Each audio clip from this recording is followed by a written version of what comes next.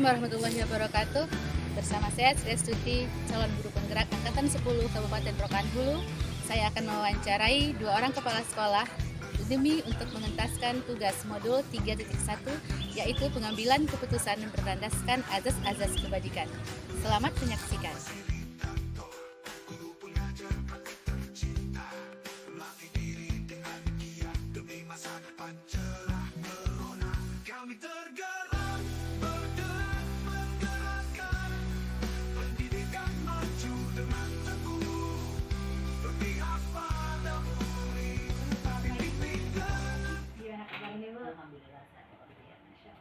Ini sebelumnya terima kasih banyak nih waktu yang Ibu berikan kepada saya.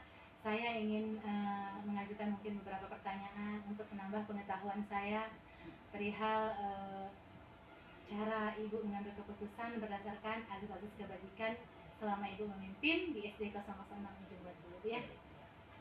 Ibu, pertanyaan pertama yaitu bagaimana cara Ibu mengidentifikasi kasus-kasus yang merupakan dilema etika atau penunjukan moral? Baik, berarti identifikasi antara dilema etika dan bujukan moral. Yang paling mudah sebenarnya itu mengidentifikasi bujukan moral, karena di situ ada benar dan salah, dan pasti yang salah itu melanggar hukum. Kalau dilema etika, dia antara benar dan tidak melanggar hukum. Nah, untuk mengidentifikasinya, kalau bujukan moral tadi Bu katakan tadi mudah, kalau dilema etika ini yang agak sulit, karena dia benar dan benar. Ya, kita harus melihat semuanya dari berbagai aspek.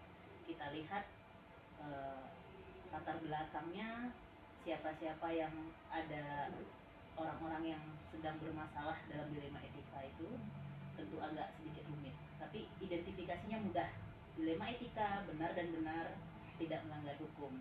Kalau bujukan moral benar dan salah, dan ada hukum-hukum yang dilanggar, baik hukum tertulis maupun tidak tertulis. Demikian Bu Tuti. Masya Allah ya. Berarti cara Ibu mengidentifikasi yang mana dilema etika dan yang moral, lihat kasusnya ya. Kalau itu berisi ada yang bersinggungan dengan hukum, berarti dia bujukan moral. Kalau masih benar dan benar, itu jadi dilema etika ya. Baik Bu, kali ini mungkin saya akan bertanya tentang dilema etika ya Bu ya. Berarti benar lawan benar ya Bu ya. Bagaimana cara Ibu mengambil keputusan di sekolah kita, terutama untuk kasus-kasus di mana ada dua kepentingan yang sama-sama benar nih Bu, atau sama-sama mengandung nilai kebijakan? Ini bagaimana caranya? Ibu simpel seperti yang Bu Tuti tahu, Ibu lihat urgenitasnya. Urgennya seperti apa, antara benar dan benar urgennya seperti apa. Ibu lihat individu yang sedang berbenturannya, individu yang berbenturan, mana individu kira-kira yang ini benar lawan benar nih, mana kira-kira individu yang mau sedikit mengalah atau menyurutkan langkah sedikit. Nah, nanti Ibu akan mengadakan diskusi dengan dia, bermusyawarah mau tidak mengalah untuk hal ini. Kalau seandainya kedua-duanya tidak mau mengalah untuk hal yang benar dan benar ini, Ibu akan ambil mana yang lebih baik, mana yang lebih banyak nilai kebajikannya, dengan cara Ibu musyawarahkan dulu dengan senior-senior, dengan guru-guru yang sudah lama-lama, dengan rekan-rekan kerja dan pengawas. Berarti Ibu akan mengambil keputusan berdasarkan pertimbangan mana nilai kebajikan lebih banyak gitu ya dalam dilema etika, kemudian mungkin urgenitasnya. Juga urgenitas dari permasalahan atau kasus tersebut ya. Kalau lebih berat mungkin tidak bisa diputuskan, berarti di forum rapat mungkin Ibu ya, atau bertanya kepada senior-senior ya. Lebih musyawarahkan. Baik Bu. Yang berikutnya pertanyaan saya Bu, langkah-langkah atau prosedur seperti apa yang biasa Ibu lakukan selama ini? Adakah prosedur dalam prosedur mengambil kebijakan dalam dilema etika atau bujukan moral? Dilema etika. Dilema etika. Langkah pertama Ibu identifikasi dulu nih permasalahannya apa. Yang kedua Ibu lihat siapa-siapa individu yang ikut di dalamnya atau yang berkaitan di dalamnya. Yang ketiga, Ibu biasanya mencari solusi dulu sendiri. Setelah Ibu dapat solusi sendiri, Ibu akan coba musyawarahkan nanti dengan guru-guru yang ada. Setelah nanti dimusyawarahkan tidak putus juga, Ibu nanti tanya ke pengawas kita, tanya ke pengawas, nanti didiskusikan lagi bagaimana caranya ini. Setelah itu barulah Ibu ambil nanti keputusan yang bulatnya. langkah-langkahnya itu ada beberapa step-step. Yang pertama itu tadi kita lihat dulu, karena setiap individu nanti yang berseberangan dalam dilema etika ini, kedua-duanya ini dia memang dilema etika itu kan benar dan benar. Jadi nanti kalau misalnya kita tidak hati-hati dalam menentukan sikap nih, nah itu nanti bisa jadi muncul nanti bahasa-bahasa lain di belakang itu, nanti ada bujukan moral nanti jadinya. Nah, jadi dilema etika ini kalau kita tidak tanggap mengambil keputusannya, nanti akan timbul rentetan di belakangnya berupa bujukan moral. Jadi Ibu memilah menstrukturkan dari yang kecil hingga yang besar hingga sampai ke pengawas. Mungkin kalau itu kasusnya walaupun dilema etika tapi mungkin berat, jadi ke pengawas ya. Dari pertimbangan kedua belah pihak berkasus, kemudian ke majelis guru atau yang rekan-rekan yang senior, kemudian baru ke pengawas yang lebih hebat. Mungkin kalau keadaannya tidak memungkinkan untuk diputuskan sendiri atau bermusyawarah secara. Tapi kalau permasalahan dilema etikanya itu dalam lingkup yang tidak terlalu besar, kalau Pak Ibu biasa mengambil keputusan sendiri dengan berbagai pertimbangan. Ibu, baik, yang berikutnya yaitu hal-hal apa saja yang selama ini Ibu rasa efektif dalam pengambilan keputusan pada kasus dilema etika ini? Yang sangat efektif. Iya. Yang sangat efektif itu biasanya Ibu lakukan pendekatan persuasif antara kedua individu yang sedang bermasalah. Jadi itu yang paling sangat efektif, karena setiap orang ketika kita ajak berdiskusi, saling bertukar pikiran, itu nanti ada blending kita dengan orang tersebut. Jadi mau tidak mau orang itu merasa ini harus sama-sama menyurutkan langkah, mengambil jalan yang tengah, yang benar-benar bagus untuk berbagai pihaknya, untuk semua pihaknya. Jadi yang paling efektif menurut Ibu adalah diskusi, diajak bercerita bagaimana caranya, itu yang paling efektif kepada individu yang sedang bermasalah dalam dilema etika. Jadi cara yang paling efektif dari ketiga cara tersebut yaitu diskusi dulu, Bu ya. Betul. Saling menyadari introspeksi diri masing-masing, mungkin Bu ya. Oke. Mungkin di sana ada solusi, karena kalau berbicara pasti ada solusi. Betul. Itu yang paling efektif, karena kalau kita berbicara di forum rapat nanti ada pihak-pihak yang sensitif akan merasa ini kenapa dibawa ke forum rapat atau ke pengawas. Jadi lebih baik dibicarakan 4 atau 6 mata, itu lebih baik. Lanjut ya Bu ya. Hal apa saja yang selama ini merupakan tantangan bagi Ibu dalam mengambil keputusan dalam kasus dilema etika ini? Tantangannya jadi tantangannya tadi menyamakan perspektif, karena setiap individu itu memiliki latar belakang yang berbeda. Yang jelas lingkungan yang berbeda dari kecil itu kan membentuk karakter orang. Lingkungan yang berbeda, tingkat ekonomi yang berbeda, bahkan bahan bacaan yang berbeda pun akan membentuk karakter orang. Jadi ketika Ibu menyelesaikan masalah dilema etika ini adalah menyamakan perspektif untuk mengambil sebuah keputusan, itu yang paling sulit. Sulit tapi bisa dijalani, bisa di Ibu dengan ajakan-ajakan yang sifatnya persuasif bisa dijalani. Jadi itu yang selama ini merupakan tantangan bagi Ibu, tetapi tidak ada yang tidak bisa diselesaikan, Bu ya. Oke Bu, apakah Ibu memiliki sebuah jadwal tertentu ini Bu untuk mengambil keputusan berdasarkan kasus yang terjadi dalam konteks dilema etika ini? Jadwal ya? Jadwal atau prosedur mungkin? Iya, prosedur. Jadwal begini Bu Tuti, ketika ada suatu permasalahan, Ibu itu jadwal langkah-langkahnya itu, yang pertama Ibu identifikasi, Ibu cari solusi bagaimana agar ini tidak membesar. Ibu paling tidak setelah ada kasus sampai kepada Ibu dilema etika, itu dalam 1 kali 24 jam itu Ibu berusaha untuk mencarikan solusinya. Jadi jadwalnya sehari setelah Ibu mendapatkan kasus dilema etika, 1 kali 24 jam Ibu akan berusaha untuk mencarikan solusinya. Kalau tidak selesai nanti Ibu pikirkan ulang, Ibu lakukan ulang hari berikutnya. Jadi prosedurnya seperti itu Bu ya? Harus segera diselesaikan. Dengan menyikapi apakah kasus tersebut perlu penanganan cepat, berarti kita ambil berlangkah cepat ya. Tentunya tak terlepas ini daripada rekan-rekannya Bu ya, rekan-rekan semua. Baik Bu, ini hampir di sesi akhir mungkin Bu ya, ada beberapa dua buah pertanyaan lagi Bu. Apakah ada seseorang atau adakah faktor-faktor yang selama ini mempermudah Ibu untuk membantu Ibu menyelesaikan masalah yang berkaitan dengan dilema etika ini? Di SD Negeri 006 Iya, ya. Faktor atau seseorang yang dapat membantu Ibu menyelesaikan masalah dilema etika. Jadi Bu Tuti, Ibu bersyukur sekali Ibu ditempatkan di SD Negeri 006 Ujung Batu ini, karena sebagian besar rata-rata guru-guru di sini itu usianya jauh di atas Ibu. Jadi kalau dikatakan seseorang, itu lebih dari seseorang. Jadi bantuan dari guru-guru senior yang sudah lama berkecimpung dalam dunia pendidikan itu, faktor itu sangat mempermudah Ibu mengambil keputusan dalam dilema etika ini. Jadi Ibu banyak masukan dari guru senior karena pengalaman mereka sudah banyak, seperti yang Ibu Tuti tahu juga bahwa pengalaman itu adalah guru yang paling bagus. Termasuk sama Bu Tuti, kadang-kadang Ibu bertanya bagaimana caranya, karena kalau dikatakan seseorang, tidak seseorang, ada banyak gitu, di SD Negeri 006 khusus.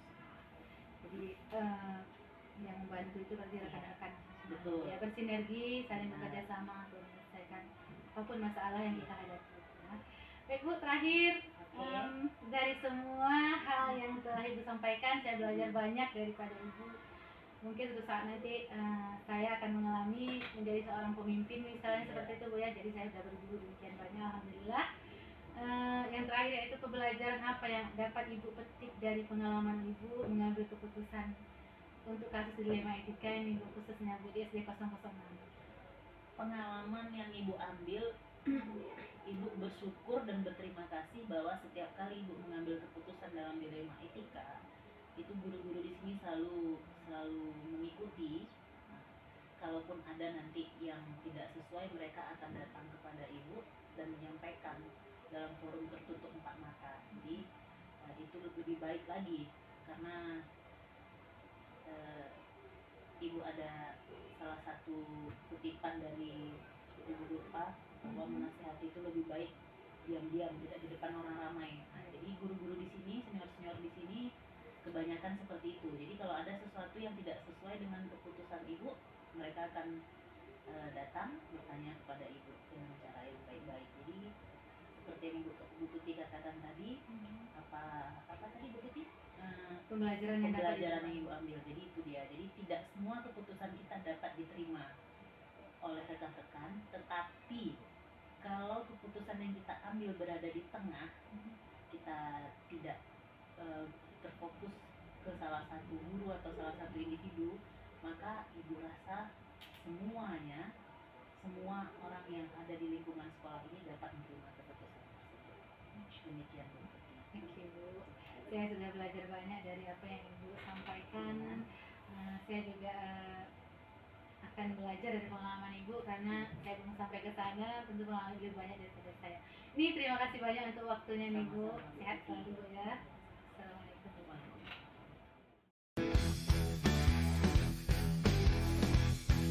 Assalamualaikum warahmatullahi wabarakatuh, Ibu Wati. Waalaikumsalam warahmatullahi wabarakatuh. Apa kabarnya siang ini, sehat? Alhamdulillah sehat Bu. Alhamdulillah, mudah-mudahan dengan kesehatan ini Allah berikan kita keberlimpahan waktu luang Ibu Wati ya. Kemudian manfaat kepada semua orang. Tentu saja pada siang hari yang berbahagia ini saya ingin sedikit mengganggu nih, sedikit banyaknya mengganggu Bu Wati ya. Ya, nggak apa-apa. Saya ingin memberikan beberapa pertanyaan kepada Bu Wati ya. Dan terima kasih banyak ini sudah menyediakan waktu kepada saya. Walaupun ini udah jam pulang nih Bu, mohon maaf saya mengganggu Ibu. Ya, nggak apa-apa. Mungkin ada beberapa pertanyaan tentang permasalahan yang pernah Ibu ambil selama ini selama menjadi pimpinan di MDTA Nurul Iman, Lubuk Jambu, Pagaran Tapah, Darussalam. Kecamatan Pagaran Tapah, Darussalam ya Bu ya. Tidak berapa jauh dari SD kita. Oke, Bu. Selama ini pertanyaan pertama saya Bu ya. Selama ini bagaimana cara Ibu untuk mengidentifikasi kasus-kasus yang merupakan dilema etika yang dan juga kasus-kasus yang berupa bujukan moral, Bu. Di sini saya mengidentifikasi kasus-kasus tersebut yaitu berdasarkan dua hal. Adapun hal yang pertama adalah dilema etika bila di dalam kasus tersebut adalah benar lawan benar atau tidak ada, yaitu pelanggaran hukum di dalamnya. Kemudian yang kedua yaitu bujukan moral jika pada kasus tersebut adalah salah lawan benar atau ada kasus hukum di dalamnya. Berarti cara Bu Wati mengidentifikasi permasalahan ada dua ya, Bu ya? Iya. Yang pertama merupakan dilema etika apabila di dalamnya adalah benar lawan benar atau tidak ada sangkut pautnya dengan hukum ya, Bu ya? Iya. Yang kedua yang Ibu identifikasi itu yaitu yang ada hubungannya dengan hukum atau kita sebut juga dengan bujukan moral ini, Bu ya. Masya Allah. Ada dua berarti ya, Bu ya. Baik, Bu, untuk pertanyaan nomor 2 yaitu ini. Selama ini bagaimana Ibu mengambil keputusan di sekolah? Ibu terutama untuk kasus-kasus di mana ada dua kepentingan nih yang sama-sama benar atau sama-sama mengandung nilai kebajikan. Ini bagaimana caranya nih, Bu?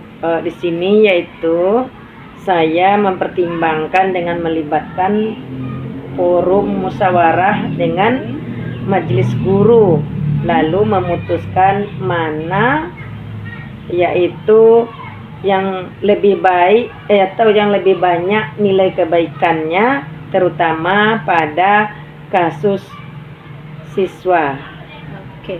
Berarti pada kasus siswa Ibu ataupun tidak pada kasus siswa nih mungkin, Bu ya, Ibu akan membawa ke forum majelis guru, kemudian di forum dirapatkan, mungkin di sana mengambil suara terbanyak ya, Bu ya. Baru Ibu mengambil nilai-nilai kebajikan atau keputusan yang dimana nilai-nilai kebajikan terbanyak yang mengandung nilai kebajikan yang terbanyak di antara ke semua pendapat-pendapat dari teman-teman ya, Bu ya. Jadi, bagus sekali, Bu ya. Yang berikutnya ya, Bu, langkah-langkah atau prosedur seperti apa yang biasa Ibu lakukan untuk mengambil keputusan selama ini di sekolah, Ibu? Yang pertama yaitu saya akan merembukkan dan melibatkan pada forum rapat, yaitu mempertimbangkan mana usulan yang berpihak pada siswa, kemudian lalu memutuskan yang terbaik berdasarkan hasil musyawarah tersebut. Oke, jadi langkah-langkah atau prosedurnya Ibu akan merembukkan yang tetap ya, Bu ya, dengan melibatkan kawan-kawan atau teman-teman di forum rapat ya, Bu. Kemudian memberikan keputusan dengan pertimbangan ya, Bu ya. Usulan yang berpihak kepada siswa itu jauh lebih baik Ibu pertimbangkan seperti itu ya, Bu ya. Baik, Bu, yang berikutnya yaitu hal-hal apa saja yang selama ini Ibu anggap efektif dalam pengambilan keputusan pada kasus-kasus yang berkaitan dengan dilema etika ini, Bu? Di sini yaitu hal-hal yang saya anggap efektif adalah dengan mengedepankan suara terbanyak. Tentu saja saya mengkaji ulang dampak dan keputusan tersebut baik untuk jangka pendek maupun untuk jangka panjang. Oke, dalam artian ya, Bu, Ibu tetap mengedepankan suara terbanyak untuk satu masalah ya, Bu ya, dengan mengkaji ulang ya, Bu ya. Tentu ada dampak buruk atau dampak jangka pendek ya, Bu ya, bukan dampak buruk, dampak jangka pendek dan dampak jangka panjang. Tentu saja ini terhadap siswa juga terhadap sekolah yang Ibu pimpin ya, Bu.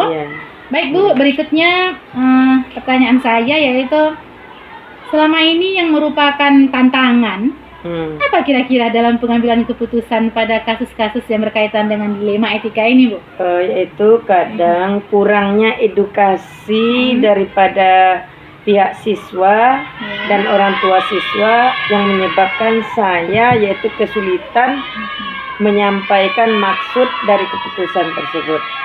Oke, berarti ini edukasi yang kurang dari siswa atau orang tuanya ya Orang Bu tua ya. Siswa, ya. Yang menyebabkan Ibu kesulitan untuk menyampaikan maksud. Mungkin Iya. Ibu bermaksud ingin menyelesaikan, tapi mereka nggak mengerti maksudnya. Iya. Karena tadi background atau latar belakang pendidikan mungkin yang berbeda Iya, dengan kita ya. berbeda. Iya. Itu susahnya ya Bu ya, Iya, itu iya, dilema dalam menyelesaikan dilema etika. Iya. Ada dilema lagi ya Bu ya. Iya. Masya Allah. Baik Bu, yang berikutnya yaitu apakah Ibu memiliki jadwal tertentu untuk menyelesaikan masalah dilema etika ini, atau Ibu langsung menyelesaikannya di tempat? Di sini yaitu kami tidak mempunyai jadwal khusus untuk memutuskan suatu kasus. Saya akan melibatkan seberapa pentingnya kasus tersebut harus diselesaikan. Jika perlu penanganan cepat, yaitu maka saya akan membicarakan langsung pada saat itu juga dengan pihak terkait dan melibatkan teman-teman majelis guru. Oke. Jadi bisa kita simpulkan Ibu tidak memiliki jadwal khusus ya Bu ya. Iya. Hanya berpedoman kepada seberapa penting kasus tersebut untuk diselesaikan dengan cepat. Iya. Kalau seandainya itu memerlukan waktu yang cepat, Iya. penanganannya cepat, tentu Ibu ya langsung membawa guru-guru ke forum rapat ya Bu ya. Iya, iya. Jadi seperti itu alurnya ya Bu ya. Iya, iya, Bu. Kalau bentuk atau prosedur yang Ibu jalankan ini tidak ada prosedur tertentu tentunya Bu ya. Tidak memiliki prosedur-prosedur tertentu. Hanya saja ya seberapa pentingnya masalah tersebut ingin ditanggapi dengan cepat. Kalau cepat ya tentu Ibu cepat mengadakan forum rapat, mengambil suara terbanyak, mempertimbangkan keputusan yang mana yang terbaik. Yang jelas itu menguntungkan kedua belah belah ya, pihak. baik bagi siswa Ibu maupun mungkin kepada sekolah. pihak sekolah. Iya, Bu. Ibu, bagus sekali Bu untuk menyelesaikan permasalahan seperti ini. Gerak cepat ini namanya ya Bu ya. Baik, berikutnya apakah ada seseorang atau bisa juga disebut dengan faktor-faktor apa saja yang selama ini mempermudah atau membantu Ibu dalam mengambil keputusan untuk kasus-kasus yang berkaitan dengan dilema etika ini Bu? Di sini yang mempermudah kami selama ini adalah yaitu dengan merumuskan suatu keputusan itu dengan cara bermusyawarah. Saya terbantu yaitu dengan andil teman-teman yang di sekolah kami ini. Oke, berarti faktor yang selama ini mempermudah Ibu ini sudah sedemikian banyak lamanya Ibu di sana ya Bu ya. Yang membantu Ibu dalam mengambil keputusan untuk kasus-kasus dilema etika ini. Ini andil teman-teman ini berpotensi besar ini ya Bu ya. Jadi pemimpin itu saling bersinergi dengan rekan-rekan sejawat ya Bu ya, karena kita adalah mitra tentunya ya Bu ya. Iya, Bu. Jadi kita ambil keputusan itu berdasarkan di forum terus, tidak ada pernah Ibu mengambil keputusan sendiri sebelah pihak, tidak ya Bu ya. Tetap kita musyawarahkan dengan teman-teman. Setelah suara terbanyak terkumpul, Ibu pertimbangkan lagi mana yang menguntungkan dengan mengkaji ke jangka panjang dan jangka pendeknya, dampak dari pengambilan keputusan tersebut juga dari baik atau buruknya dan menguntungkan hendak yang kedua belah pihak ya Ibu ya. Masya Allah. Ini kita sudah hampir ke ujung sesi acara kita nih ya Bu ya. Ada lagi beberapa pertanyaan saya Bu. Ini sepertinya dari semua yang sudah Ibu sampaikan tadi, Masya Allah saya merasa banyak belajar dari Ibu. Apa yang sudah Ibu lakukan selama ini tentu Ibu lebih banyak pengalaman daripada saya Ibu. Masya Allah ya. Ini pembelajaran apa ini yang dapat Ibu petik dari pengalaman Ibu selama menjadi kepala MDTA di Nurul Iman tersebut? Kemudian juga seperti apa atau apa yang bisa Ibu petik dari pengalaman Ibu dalam mengambil keputusan yang berkaitan dengan kasus-kasus dilema etika ini?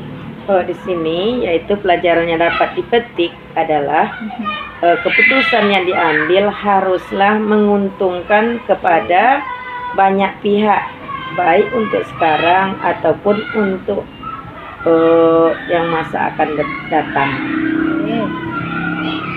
Jadi Ibu dalam artiannya ini bisa saya simpulkan sedikit ya Bu ya. Ibu mengambil keputusan itu berdasarkan musyawarah.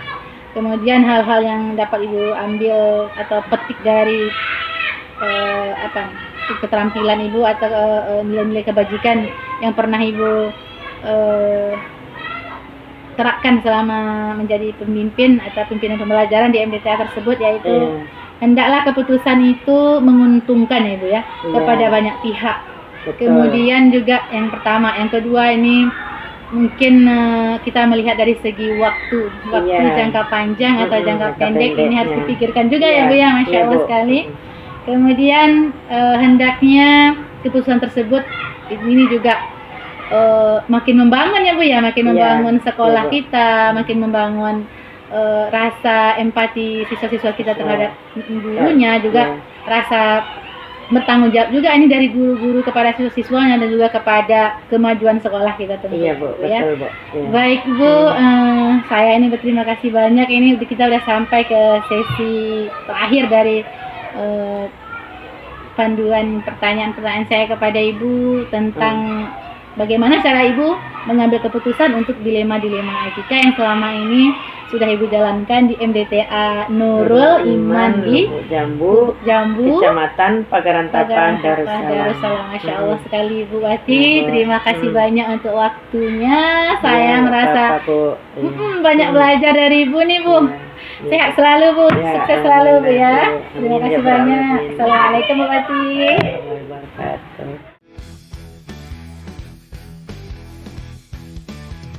Sekianlah wawancara saya. Semoga menginspirasi. Assalamualaikum warahmatullahi wabarakatuh.